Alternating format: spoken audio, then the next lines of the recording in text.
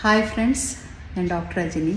ഇന്ന് നമ്മൾ സംസാരിക്കാൻ പോകുന്നത് 12ാമത്തെ ചാപ്റ്റർ നെപ്പോളിയൻ ഹില്ലിൻ്റെ തിങ്ക് ആൻഡ് ഗ്രോ റിച്ച് എന്ന ബുക്കിലെ 12ാമത്തെ ചാപ്റ്ററിനെ പറ്റിയിട്ടാണ് നമ്മൾ ഇന്ന് സംസാരിക്കാൻ പോകുന്നത്. അപ്പോൾ ഈ 12ാമത്തെ ചാപ്റ്ററിൽ എന്തിനെക്കുറിച്ചാണ് അദ്ദേഹം പറയുന്നത്? സബ് കോൺഷ്യസ് മൈൻഡിനെ കുറിച്ചിട്ടാണ്. സബ് കോൺഷ്യസ് മൈൻഡിനെ കുറിച്ചിട്ട് നിങ്ങൾക്ക് എല്ലാവർക്കും അറിയാമെന്ന് വിചാരിക്കുന്നു. ഇനി അറിയത്തില്ലെങ്കിൽ the power of your subconscious mind എന്ന ബുക്കിൻ്റെ 20 ചാപ്റ്റർ ഞാൻ ഇതേ യൂട്യൂബ് ചാനലിൽ തന്നെ ചെയ്തിട്ടുണ്ട്. അപ്പോൾ അത് കാണുക. അപ്പോൾ കുറച്ചുകൂടെ നിങ്ങൾക്ക് സബ് കോൺഷ്യസ് മൈൻഡിനെ കുറിച്ചിട്ടുള്ള കൂടുതൽ വിവരങ്ങൾ കിട്ടും. എന്നാലും ഇതിവിടെ ഒരു ചാപ്റ്റർ ഉള്ളതുകൊണ്ട് സബ് കോൺഷ്യസ് ഈ ബുക്കെന്ന് പറഞ്ഞാൽ നമുക്ക് എങ്ങനെ വിജയിക്കാം എന്നുള്ളതിനെ കുറിച്ചിട്ടാണ്. അപ്പോൾ ഇതിൽ മൊത്തം നമ്മളുടെ വിജയത്തിന് ഓരോ കാര്യങ്ങൾ എങ്ങനെ ഉപയോഗിക്കാം എന്നുള്ളതിനെ കുറിച്ചാണ് പറയുന്നത്. അപ്പോൾ കോൺഷ്യസ് മൈൻഡും സബ് കോൺഷ്യസ് മൈൻഡും നമ്മുടെ രണ്ട് മനസ്സാണ്.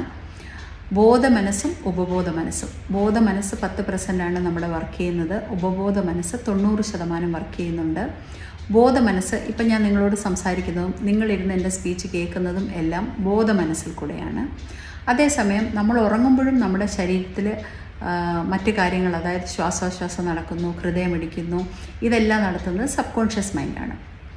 അപ്പോൾ കുഞ്ഞുനാൾ മുതൽ നമ്മൾ ചെയ്യുന്നതും നമുക്ക് മറ്റുള്ളവർ പറഞ്ഞു തരുന്നതും നമ്മുടെ സാഹചര്യത്തിൽ നിന്ന് നമ്മൾ കേൾക്കുന്നതും എല്ലാമായിട്ടുള്ള നമ്മൾ എന്തൊക്കെ അബ്സോർബ് ചെയ്തിട്ടുണ്ടോ അതെല്ലാം നമ്മളുടെ മനസ്സിൽ ഫീഡ് ചെയ്തിടുന്നത് സബ് കോൺഷ്യസ് മൈൻഡാണ്. എന്നിട്ട് നമുക്കൊരു ആവശ്യം വരുമ്പം അത് പ്രവർത്തിക്കുകയും ചെയ്യും. ഇപ്പം നമുക്ക് ചില ശബ്ദങ്ങളോ ചില മണങ്ങളോ നമുക്ക് കൊച്ചിലെ എന്തെങ്കിലും ബുദ്ധിമുട്ടുകൾ ഉണ്ടാക്കിയിട്ടുണ്ടെങ്കിൽ അത് വളർന്നു വന്നതിന് ശേഷം നമുക്ക് ചിലപ്പോൾ ആ ഒരു മണം കിട്ടിയാൽ തന്നെ നമ്മുടെ സബ് കോൺഷ്യസ് മൈൻഡ് നമ്മൾ ഓർമ്മിപ്പിക്കും, ഇത് കുഴപ്പമാണ് കേട്ടോ, ഈ സാഹചര്യം നിനക്ക് നല്ലതല്ല എന്ന് നമുക്കൊരു അൺഈസിനെസ് ചില സമയത്ത് നമുക്ക് തോന്നാറുണ്ട്. എന്ന് പറഞ്ഞതുപോലെ നമ്മളുടെ എല്ലാ കാര്യങ്ങളും ഈച്ച് ആൻഡ് എവറി ഇൻസിഡൻറ്റ് അവിടെ ഫീഡ് ചെയ്ത് വെച്ചിട്ടുണ്ട്.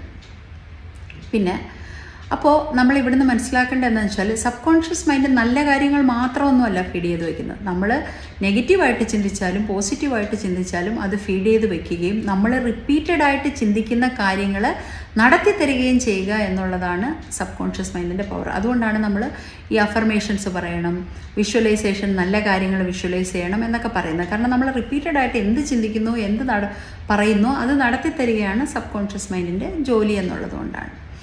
അപ്പോൾ നമ്മൾ എന്താ ചെയ്യേണ്ടത്?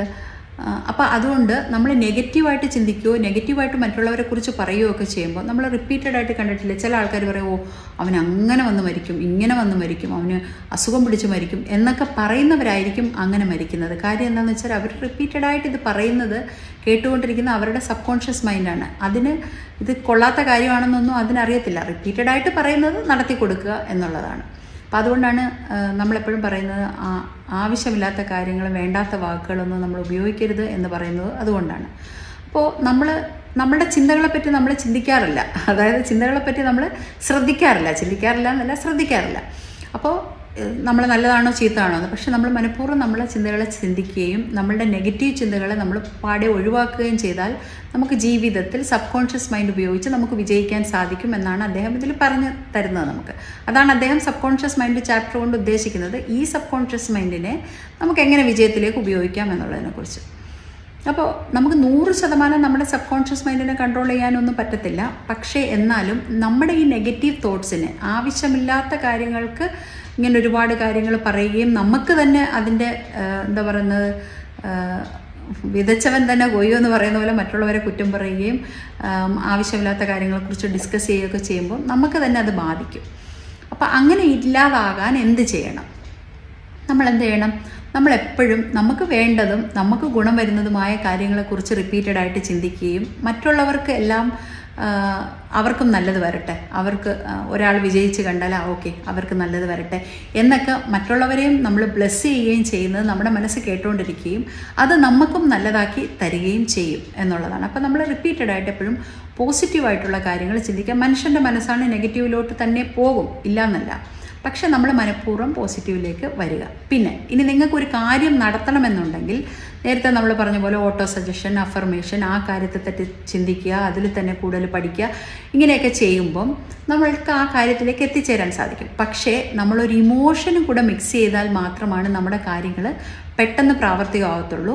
നമ്മളിപ്പോൾ ഒരു കാര്യം നടക്കണം, ഇപ്പോൾ എനിക്കൊരു വലിയ സ്റ്റേജിൽ നിന്ന് പ്രസംഗിക്കണം, ഒരു ഇൻ്റർനാഷണൽ സ്റ്റേജിൽ പ്രസംഗിക്കണം. അപ്പോൾ അത് ഞാൻ പ്രസംഗിക്കുമ്പോൾ ഞാൻ അതിൽ എനിക്കതിൽ കിട്ടുന്ന സന്തോഷവും ആ ഒരു ഫീലിങ്ങും എല്ലാം ഞാൻ ഉൾക്കൊണ്ട് വേണം അത് വിഷ്വലൈസ് ചെയ്യാൻ.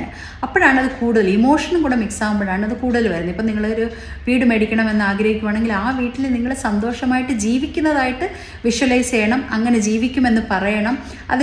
അതിനുവേണ്ടി ആക്ഷനും എടുക്കണം കേട്ടോ. വെറുതെ ചിന്തിച്ചുകൊണ്ടിരുന്നാൽ ഒന്നും കിട്ടത്തില്ല.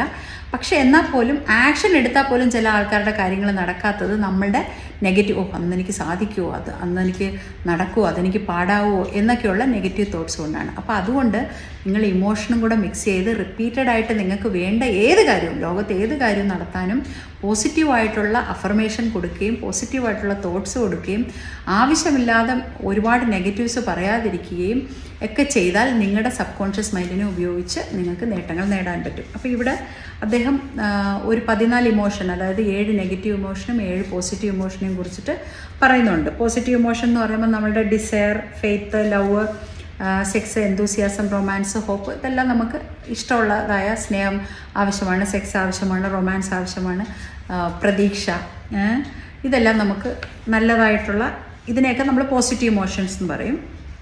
പിന്നെ പേടി, കുശുമ്പ്, വെറുപ്പ്, പ്രതികാരം, അത്യാഗ്രഹം, അന്ധവിശ്വാസം, ദേഷ്യം, ഇതൊക്കെ നെഗറ്റീവ് വികാരങ്ങളാണ്. അപ്പോൾ നമ്മൾ നെഗറ്റീവ് വികാരം ഏതാണെന്ന് മനസ്സിലാക്കണം. വെറുതെ ആവശ്യമില്ലാതെ ദേഷ്യപ്പെടാൻ പോകണ്ട, ആവശ്യമില്ലാതെ ആളുകളെ പ്രാകാൻ പോകണ്ട. അങ്ങനെ ആ നെഗറ്റീവ് ഇമോഷൻസ് ഏതാണെന്ന് മനസ്സിലാക്കുകയും ഇവിടെ ഈ പറഞ്ഞ ഭയം, ഇങ്ങനത്തെ ഉള്ള കാര്യങ്ങളിൽ നിന്നെല്ലാം മാറി നിൽക്കുകയും നമ്മൾ പോസിറ്റീവ് ഇമോഷൻസിന് കൂടുതൽ ഉപയോഗിക്കുകയും നമുക്ക് വേണ്ട കാര്യങ്ങൾ ഇമോഷനോട് കൂടി തന്നെ നമ്മുടെ മനസ്സിലേക്ക് റിപ്പീറ്റഡായിട്ട് പറയുകയും ചെയ്ത് നമുക്ക് ജീവിതത്തിൽ ഏത് നേട്ടങ്ങളും നേടിയെടുക്കാം. അങ്ങനെ എല്ലാവർക്കും അവരവരുടെ സബ് കോൺഷ്യസ് മൈൻഡ് ഉപയോഗിച്ച് ജീവിത നേട്ടങ്ങൾ നേടാൻ പറ്റും. അങ്ങനെ നിങ്ങൾക്ക് എല്ലാവർക്കും സാധിക്കട്ടെ എന്ന് വിഷയം.